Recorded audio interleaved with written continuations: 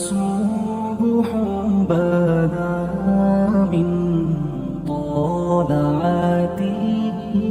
حضرت عمر فاروق رضی اللہ تعالیٰ عنہ رات کا وقت ہے، چہرے پہ نقاب ڈال کے گلی میں گھوم رہے تھے.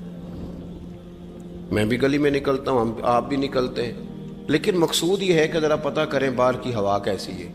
مقصود یہ ہے کہ پتہ کریں کہ آج برگر کس دکان کا اچھا ہے، معلومات کریں کہ محلے کی سیاست کس رخ جا رہی ہے.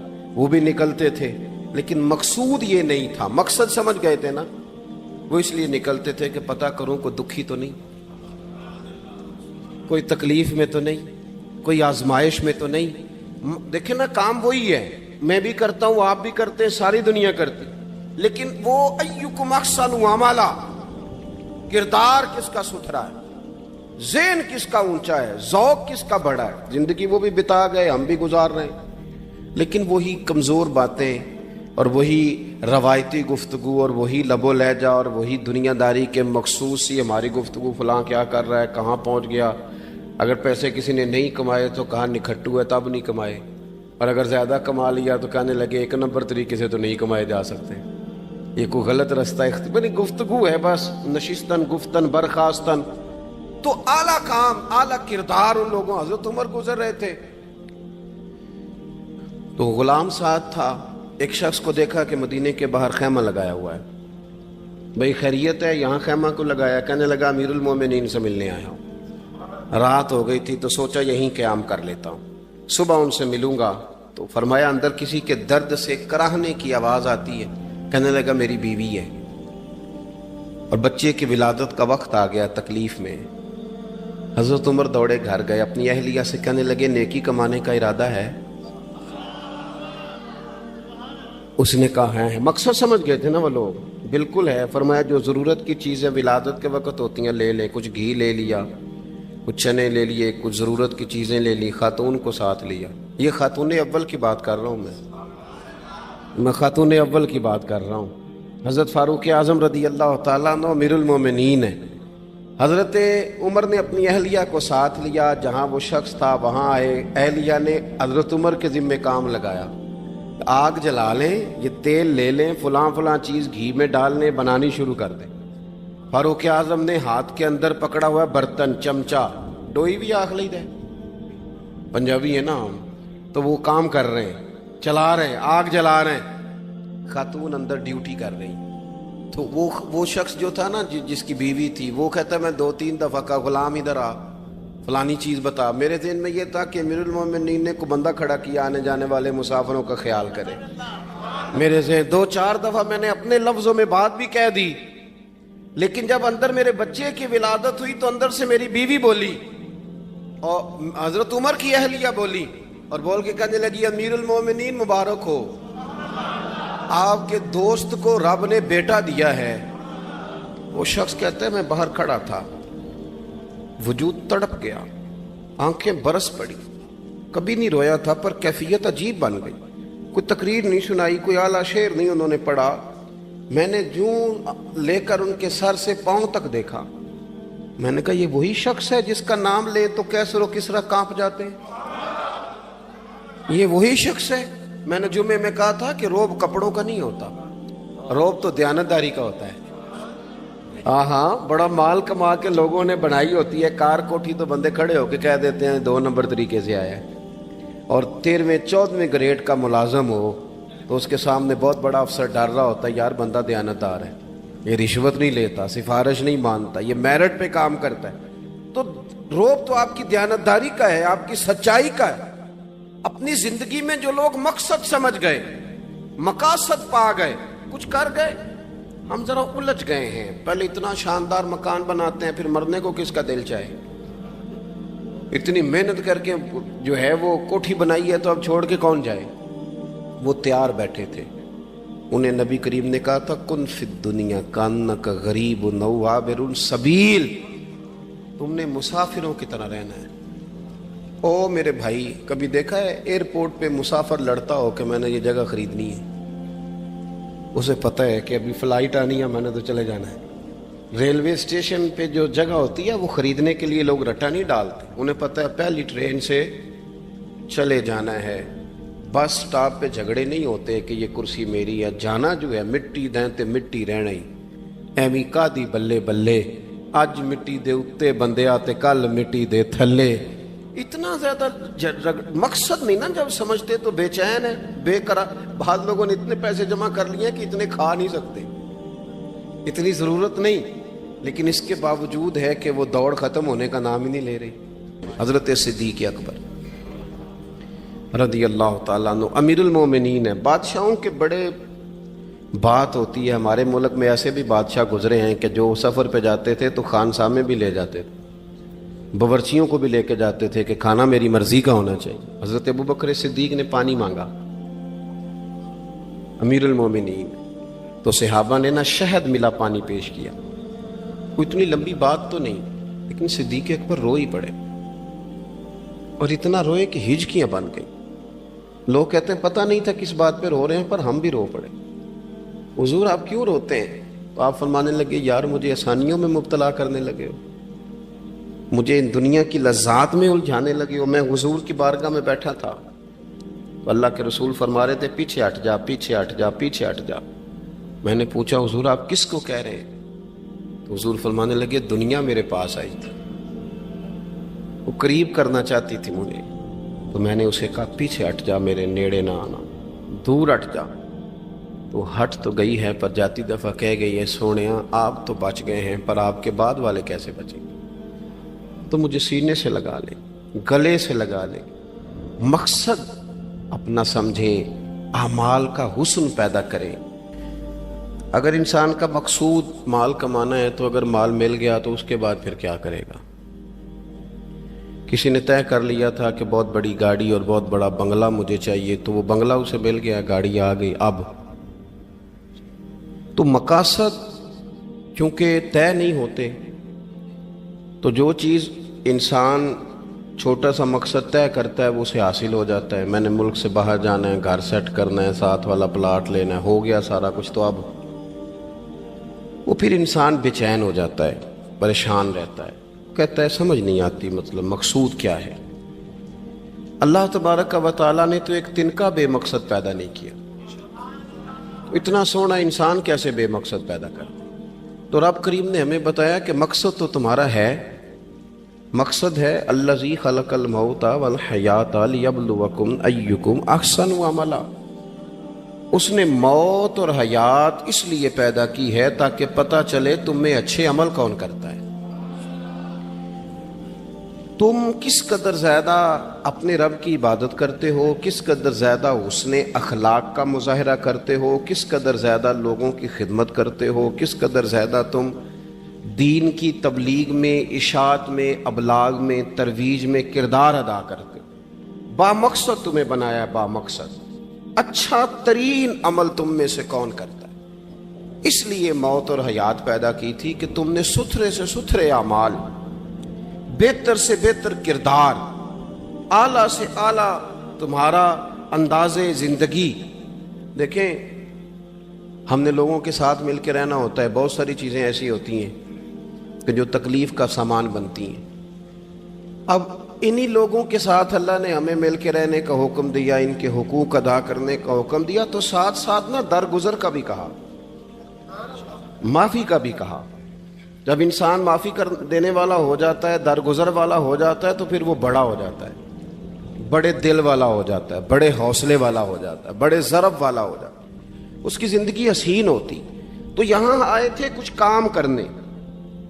وہ جو ہم نے مقصود بنائے تھے نا, مطلب اچھے کپڑے, اچھی دنیا داری, اچھی گاڑی, اچھا موبائل سیٹ, وہ چونکہ مقصود نہیں تھا تو ان چیزوں کے حصول کے باوجود بھی لوگ پریشان ہیں. مقصود یہ تھا کہ بہترین عمل, سونا عمل, اعلیٰ ترین عمل میرے رسول پاک صلی اللہ علیہ وسلم کے غلاموں نے نا وہ عمل کر کے دکھایا. اعلیٰ ترین مزاج رکھتے تھے اور اعلیٰ ترین خدمت, یعنی لوگ ان کا کردار دیکھ کے نا, کردار اور عمل دیکھ کے, ہم تو لمبی تقریریں کرتے ہیں, باتیں کرتے ہیں, بڑا کچھ بتانا پڑتا ہے, لیکن وہ بس تھوڑا سا نا لوگ ان کے پاس اٹھتے بیٹھتے تھے, آتے جاتے. اتنی دوڑ ہے کہ آگے بڑھ کے اور لینا ہے, اور لینا ہے, حال میں مزید کا رٹا. وہ سمجھ گئے ہم نا اڑے ہوئے ہیں. بہت سارے لوگ ایسے ہیں جنہیں صحیح بات کا پتہ چل گیا ہے، وہ فیصلہ کرنے میں دیر کر رہے ہیں۔ انہیں سمجھ آ گئی ہے کہ بہتر یہی ہے کہ میں وقت پہ مسجد آیا کروں، انہیں سمجھ آ گئی ہے بہتر یہ ہے کہ سویرے اٹھ کے نا واٹس ایپ بعد میں دیکھوں، پہلے قرآن پاک کی زیارت کر لیا کروں۔ سمجھ انہیں ہے، سمجھ ہے کہ باتیں زیادہ کرنے سے بہتر ہے درود و سلام زیادہ پڑھا جائے، پتہ انہیں ہے، وہ فیصلہ ہی نہیں کر رہے، ارادہ نہیں بنا رہے، توجہ نہیں کر رہے۔ جب بہت زیادہ بندہ دنیا داری میں الجھ جاتا ہے نا، بہت زیادہ، آسانیاں تو بندے کو جینے نہیں دیتی۔ پہلے انسان کہتا ہے کہ موٹر سائیکل ہو جائے نا تو چلو سفر آسان ہوگا، پھر موٹر سائیکل کہتا ہے ٹائر 2 ہیں، 4 ٹائروں والی ہونا، چلو مہران ہی ہو جائے خیر ہے، لیکن مہران میں بیٹھتے ہی اسے خیال آتا ہے کہ اس کی تو سیٹیں تنگ ہیں، پھر اس سے بڑی گاڑی چاہیے۔ یہ روز دوڑ ہے، بانج فقیروں کسے نہیں ماریا، اے ہوئی چور اندر دا، یہ دوڑ ہے، یہ ختم۔ حضرت ابوبکر صدیق رضی اللہ تعالیٰ عنہ امیر تھے، ہمیں تو نا جی ایک سے ایک کھانا، اور آج یہ نہیں کھانا، آج میری مرضی کا کھانا، یہ میری مرضی کا، یہ میرے بچے کی مرضی کا، یہ فلانے کی مرضی کا، وہ خواہشات کا انبار۔ اور نفس بچے کی طرح ہوتا ہے، خواہش پوری کرو تو فوراً ہی دوسری بھی بتا دیتا ہے، دوسری پوری کرو تو تیسری کی بھی خبر دے دیتا ہے۔ ہم نا چونکہ الجھ جاتے ہیں، پھر وہ الجھاؤ ہمیں باہر نہیں نکلنے دیتا۔ اگر تھوڑا تھوڑا کر کے، میرا مطلب یہ ہے کہ زندہ رہنے کے لیے روٹی کھانی ہے نا، مثلا روٹی کا لطف کتنی دیر ہوتا ہے، جتنی دیر منہ میں چباتے ہیں، اس کے بعد ختم۔ تو کپڑا تو پہننا تھا بدن چھپانے کے لیے، اس میں وہ کدھر سے آ گئیں ساری کہانیاں جو آج بن گئیں۔ اور اتنے میں نے عجیب و غریب نظام دیکھا ہے کہ نوجوان ہے، اچھا بھلا سیانا آدمی، کپڑے اس نے تازے سلوائے ہیں، اور 99 لوگوں نے کہا ہے صحیح لگ رہا ہے، تو صرف ایک نے کہا نہیں ٹھیک لگ رہا، وہ پریشان ہو جاتا ہے، کہتا ہے اس کا کچھ کروں۔ کیوں؟ اس لیے کہ یہی سارا مقصود سمجھ لیا ہے، کپڑے پہننا، اسی میں الجھ جانا۔ میں اکثر دوستوں سے کہتا ہوں، میں خود کسی دوسرے کی بات نہیں کرتا، بہت زیادہ عمر نہیں میری، میں خود جایا کرتا تھا، شادی کوئی آ گئی تو 2-3 دن پہلے ابا جی کہتے تھے پرانے جوتے کچھ گنڈوا لا، کچھ پالش کرا لا، توڑے میں ڈال کے جانا موچی کے پاس، اس نے کچھ سیٹ کر دینے۔ اب کہاں رہ گیا جی یہ کام، چھٹی نہیں ہو گئی، اب کون سا ایسا سلسلہ ہے؟ وہ جو کہیں سے کپڑا تھوڑا پھٹ جاتا تھا نا، تو اماں اس کو اس طرح پیوند کراتی تھی کہ ڈیزائن بھی بن جاتا تھا اور کام بھی چل جاتا۔ کدھر گیا وہ دور؟ لیکن تکلیف دیکھ لیں آج پہلے سے زیادہ ہے، لڑائی پہلے سے زیادہ ہے، آزمائش پہلے سے زیادہ ہے۔ کیوں؟ جتنی بھی خواہشات آپ بڑھاتے جائیں گے نا، مقصد فوت ہوتا جائے گا۔ جتنی بھی مقصود سفر کرنا ہے، گاڑی دکھانا تو مقصود نہیں نا، لیکن ہمیں وہ والی گاڑی چاہیے کہ لوگ ایک دفعہ انگلی منہ میں ڈالیں کہ وہ خو اس گاڑی پہ بیٹھا ہوا ہے۔ ہم مقصد سے پیچھے ہٹیں گے جب پھر تکلیف میں آئیں گے، پھر آزمائش۔ زندگی میں ہم نے جو چیزیں مینج کی ہیں وہ ساری دوسروں کے لیے، ہمارے لیے کوئی شے بھی نہیں۔ ولیمے پہ گئے تاکہ برادری راضی ہو جائے، تعزیت کے لیے گئے تاکہ محلہ راضی ہو جائے، فلانا کام کیا تاکہ لوگ جو ہیں وہ میرے حق میں ہو جائیں۔ ساری زندگی دوسروں کے لیے جی کے گزار دی، اور آپ نے 99 نیکیاں کی، ایک خامی آئی تو لوگ تو وہ تھے جو پھر بگڑ گئے۔ بہتر نہیں بندہ رب کو ہی راضی کرے۔ واللہ ورسولہ احق ان یرضوا، اللہ اور اس کے رسول کا زیادہ حق ہے کہ انہیں راضی کیا جائے، ان کا زیادہ حق۔ اپنی زندگی میں معاملات کو ترتیب دیں، ایک مخصوص ذہن بنائیں، اتنا سویرے قرآن شریف پڑھنا ہے، اتنا درود پاک، اور یہ راز ہو ہمارا اور ہمارے رب کا، یہ راز ہو، اتنی دیر مصلی پہ بیٹھنا ہے۔ میرے ایک دوست ہیں ڈاکٹر صاحب، میں بیٹھا تھا تو وہ ایک شخص کو کہہ رہے تھے تیرے دل میں کچھ باتیں ہیں، نکال دے تاکہ تیری ٹینشن ریلیز ہو جائے، تیری صحت ٹھیک ہو جائے گی۔ تو بندہ کہہ رہا تھا اچھا ٹھیک ہے ڈاکٹر صاحب۔ تو میں نے کہا کہ اگر آپ اجازت دیں تو ایک بات میں بھی کر لوں؟ نے کہا آپ بھی کر لیں۔ تو میں نے کہا ڈاکٹر صاحب کچھ دکھ بڑے ذاتی اور نجی ہوتے ہیں، بندہ کسی کے سامنے کہہ ہی نہیں سکتا، بڑے ذاتی قسم کے ہوتے ہیں، وہ آپ کسی کے سامنے جتنا مرضی کوئی قریبی ہو، وہ بندے کی اپنی اندر کی کچھ ایسی تکلیفیں ہوتی ہیں اندر کی، آزم گنڈاں دے وچ گنڈاں 10 کیڑی کیڑی کھولا، بڑے مسئلے ہوتے ہیں، آپ کیسے بیان کر سکتے ہیں، سوال ہی نہیں پیدا ہوتا۔ تو کہنے لگا پیر صاحب حال تو ہوگا نا؟ میں نے کہا بالکل ہے، ہمیں ہمارے دین نے دعا سکھائی ہے، جو کسی سے نہیں کہہ سکتے وہ اپنے رب سے کہہ دو۔ اللہ کے حضور عرض کر دو، کشکول طلب دراز کر کے کہہ دو مالک یہاں پریشان ہوں، وہ بڑا کریم ہے، عطا بھی کرے گا اور پردہ پوشی بھی فرمائے گا۔ اپنے اللہ کے ساتھ اپنا تعلق مضبوط کریں، اپنی زندگی میں حسن اعمال کا پیدا کریں، اعمال کا، کہانیوں کا نہیں، باتوں کا نہیں، تصویروں کا نہیں،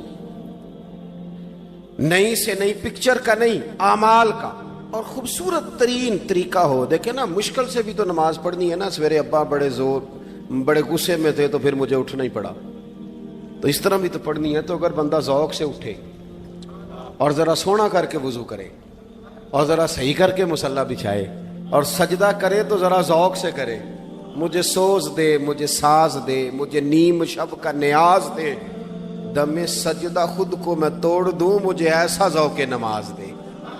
اس ذوق کے ساتھ آگے بڑھے۔ مقاصد جب بندہ سمجھ جاتا ہے نا، مقاصد، پھر اس کے لیے آسانی ہوتی ہے۔ میں نے عرض کیا تھا زیادہ باتیں نہیں کرنی، مقصود تو ایک پیغام دینا ہے۔ اب ہم نے جانے والوں کے لیے کیا کرنا ہے؟ ایک تو یہ کہ اپنا مقصد ٹھیک کرنا ہے کہ جو رخصت ہو گئے، اپنے بزرگوں کو نا یاد رکھیں۔ اصل کام ہے ان کو بول کے بتائیے۔ سال کے بعد ختم، بڑی اچھی بات ہے، سسماہی، ششماہی، سیماہی سب ٹھیک ہے، ان کو یاد رکھیں۔ حضور نہ یاد رکھتے تھے، اپنی والدہ کا ذکر کرتے تھے، اپنے والد کی بات کرتے تھے، اپنے دادا کا ذکر کرتے تھے، اپنے جانے سیدہ خدیجہ الکبریٰ رضی اللہ تعالیٰ عنہ وصال کر گئیں تو حضرت عائشہ کہتی ہیں حضور اکثر گھر میں ان کا ذکر کرتے ہیں۔ اپنے بزرگوں کو یاد رکھیں، ان کا ذکر کریں، ان کو نا، والد کے لیے نا والد ہونا شرط ہے، پی ایچ ڈی ہونا شرط نہیں۔ والد کے لیے والد ہونا شرط ہے، مفتی ہونا شرط۔ والد ان پڑھ بھی ہو تو بچے کو سمجھانے کا سلیقہ سے اللہ اسے عطا کاری دیتا ہے۔ ماں بالکل ان پڑھ بھی ہو تو بچوں کو سمجھانے کا طریقہ اللہ اسے ان سے سیکھیں۔ میرے والدہ اور والدہ دونوں اپنا نام نہیں لکھ سکتے تھے، تو میں اپنے دوستوں سے کہتا ہوں مجھے کبھی موقع ملے تو میں کئی جلدوں میں کتاب لکھ سکتا ہوں اپنے ماں باپ، اس لیے کہ وہ جو ہمیں سکھا گئے، جو بتا گئے، وہ انہی کا خاصہ تھا۔ تو اپنے ایک تو جانے والوں کو یاد رکھیں، دوسرا ان کے لیے دعا کریں تو درد سے کریں، سونی کر کے کریں، صحیح کر کے کریں، اکیلے بیٹھ کے کریں۔ دعا کا سب سے زیادہ تعلق آپ کے دل کی آواز کے ساتھ ہوتا ہے، اور جس طرز میں حضور نے ہمیں حدیث سکھائی ہے نا، اس رنگ میں کبھی آپ حدیث کو سیکھیں، سمجھے نا۔ حضور فرماتے ہیں جس طرح دریا میں ڈوبنے والا سہارا تلاش کرتا، دریا میں اسے کتنی کو جلدی ہوتی ہے، غوطے لگ رہے ہوتے ہیں، وہ اس طرح کا نہیں ہوتا کہ میں عصر کی نماز کے بعد پھر آؤں گا تجھے نکالنے، اس طرح تو نہیں نہ ہوتا۔ دریا میں ڈوبنے والا جس طرح کشتی سہارا تلاش کرتا ہے، حضور فرماتے ہیں اس طرح قبر میں جانے والا دعاؤں کا انتظار کرتا ہے۔ آپ نے دیر کر دی دعا مانگنے میں، ختم دلانے میں دیر کر دی، خود صبح و شام ہمہ وقت دعا۔ ابھی آپ آیتیں سن رہے تھے سورہ ابراہیم کی، اللہ نے نماز میں رکھ دی، ربنا اغفر لی ولی وللمؤمنین یوم یقوم الحساب۔ ایک تو نے یاد رکھیں، خوب دعا کریں، اور دوسرا کوشش کریں کہ وہ جو نیکیاں کرتے تھے وہ نیکیاں بھی جاری رہیں، جن لوگوں سے ان کا اچھا تعلق تھا وہ تعلق بھی قائم رہے۔ یہ بھی کوشش کریں کہ ان کے لیے صدقات و خیرات کریں، اور قیمتی صدقہ دیں۔ قیمتی، میں بات ختم کرنے لگا ہوں، بس قیمتی صدقہ دیں، قیمتی۔ 15 تولے سونا گھر میں پڑا ہوتا ہے، قیمتی ہوتا ہے نا۔ کبھی کسی نے چوک میں بتایا کہ آج 15 تولے سونا میرے گھر میں پڑا ہے؟ بولو نا، لگتا ہے تو سن 10 چھڑنا ہے۔ اگر گھر میں 50 لاکھ روپے کیش پڑا ہو تو چوک میں گلی میں آ کے آپ بات کریں کہ گھر میں پیسے پڑے ہیں؟ کیوں؟ کہ وہ قیمتی ہیں، کوئی لے نہ لے۔ تو یہ جو 5000 مسجد دیکھ کے سارے محلے کو بتاتے ہو، یہ بھی صدقہ تھا، یہ بڑا قیمتی چیز تھی، یہ بتانے والا نہیں تھا، یہ تو نیکی تو قیمتی تھی۔ قیمتی چیز جو ہوتی ہے وہ تو چھپائی جاتی ہے کہ بتائی جاتی ہے؟ یہ جو بیٹیاں ہیں نا اسلام کی، مائیں بہنیں، یہ قیمتی ہیں، اس لیے اسلام انہیں کہتا ہے تم گلیوں اور چوکوں میں آنے والی نہیں، قیمتی چیزیں گھر کے اندر رہا کرتی ہیں۔ تم قیمتی چیزیں ہو، تمہارا وجود قیمتی ہے، تم کبھی ماں ہو، کبھی بیٹی ہو، کبھی بہن ہو، کبھی بیوی ہو، قیمتی ہو، اس لیے تمہیں اسلام کہتا ہے کہ گھر کے اندر رہو گی تو تمہاری قیمت رہے گی. کچھ چیزیں ایسی ہیں جو چوکوں میں گلیوں میں پھیل جائے تو ان کی قیمت نہیں رہتی. اس لیے تمہیں کہا جاتا ہے کہ گھر میں رہو. یہ جو تمہیں چوکوں میں لاتے ہیں یہ تمہیں بے وقت کرنا چاہتے ہیں, بے قیمت کرنا چاہتے ہیں. انسان تھوڑی دیر کے لیے اگر تھوڑی دیر کے لیے غور کرے تو بڑے بڑے جانور انسان سے بڑے طاقتور ہیں, لیکن اللہ نے ان کی نکیل انسان کے ہاتھ میں تھما دی. اتنا بڑا جہاز ہے, ٹنوں وزن لے کے چل رہا ہے, انسان کے بس کی بات نہیں کہ وہ کئی لوگ لگ کے بھی اس کو اٹھا سکیں, لیکن اللہ نے اس کے قبضہ و اختیار میں کر دیا ہے. فرمایا هو الذی خلق لکم ما فی الارض جمیعا, زمین میں جو کچھ ہے سارا تیرے لیے بنایا ہے, آسمان میں جو ہے سارا تیرے لیے بنایا ہے. وما خلقت الجن والانس الا لیعبدون, فرمایا کل کائنات میں نے تیرے لیے بنائی ہے اور تجھے میں نے اپنی عبادت کے لیے پیدا فرمایا ہے. تو جنوں اور انسانوں کو اللہ نے اپنی عبادت کے لیے تخلیق فرمایا. مقصد زندگی, مقصد تخلیق, دنیا میں آنے کا مقصد اولین اور مقصد آخری اللہ کی عبادت, اللہ کی معرفت, اللہ کی طرف توجہ, اللہ کی طرف رجوع. یہی ایک مقصد تھا انسان کے آنے کا. اسی کو قرآن نے بیان کیا تھا. اپنے اپنے مقاصد, درود شریف پڑھنے والے بلند صلاۃ و سلام علیک یا سید یا رسول اللہ. اپنے اپنے مقاصد, اپنے اپنے معاملات کو ہم نے ترتیب دے لیا ہے. صبح سے شام تک کے معاملات سارے کے سارے ہمارے ذاتی, نجی اور ہمارے اپنے بنائے ہوئے مقاصد کے تحت گزر رہے ہیں. حالانکہ رب کریم نے فرمایا کہ انسان میں نے تجھے اپنی عبادت کے لیے بنایا ہے, اپنے لیے تجھے بنایا ہے. تو میری بارگاہ میں سجدہ ریز ہو, تو میری بارگاہ کی طرف توجہ کرے, تو میرے لیے تسبیح پڑھے, تو تحلیل کے جملے بولے, تو تکبیر کہے, تو میرے محبوب پہ نازل ہونے والے قرآن کی تلاوت کرے. تجھے تو اس لیے بنایا تھا. عبادت کا معنی یاد رکھیے گا, عبادت کا معنی فقط نماز پڑھنا نہیں, عبادت کا معنی صرف نماز پڑھنا نہیں. نماز عبادت کا ایک جز ہے, نماز عبادت کا ایک حصہ ہے. عبادت نماز پڑھنے کا نام نہیں, عبادت روزہ رکھنے کا نام نہیں, عبادت صرف اور صرف حج کرنے کا نام نہیں, فقط ذکر فکر کرنا عبادت نہیں, بلکہ اللہ کا حکم ماننے کا نام عبادت ہے. خدا رسول کی بات ماننے کا نام عبادت ہے. جہاں جانے کا خدا حکم دے وہاں چلے جاؤ, یہ عبادت ہے. جہاں جانے سے منع کر دے وہاں کبھی نہ جاؤ, یہ عبادت ہے. اگر نماز پڑھنے کا نام ہی عبادت ہوتا تو پھر فجر کی فجر کے وقت کیوں پڑھنی پڑتی, پھر ظہر میں ہی کیوں فرض ہوتی, پھر عصر کا وقت مغرب میں جا کے کیوں نہ شروع کیا جاتا, پھر انسان کی مرضی تھی جب پڑھ لیتا. فرمایا نہیں, عبادت میری ہے, اصل میری اطاعت ہے. میں جب کہوں کہ یہ فجر کا وقت ہے تو تجھے فجر مان کے پڑھنا, جب کہوں ظہر کا وقت ہے تو ظہر مان کے. ہم نے عبادت کو مخصوص کر دیا. مسجد میں چلے جانا, نفل پڑھ لینا, کچھ دیر قرآن شریف پڑھ لینا, کچھ دیر اللہ کی عبادت کر لینا, کچھ دیر ذکر اذکار کر لینا, اس کا نام عبادت ہے. اور باہر نکل کے بے شک جھوٹ بولے, باہر نکل کے بے شک غیبت کرے, باہر نکلے اور کم تولے, باہر نکلے اور اپنی من مرضی کرے, تو یہ عبادت نہیں. اس لیے کہ ہم اس خدا کے ماننے والے ہیں جو صرف مسجد میں نہیں ہوتا بلکہ جلوہ تیری ذات کا کو بکو ہے. میں جدھر دیکھتا ہوں ادھر تو ہی تو ہے.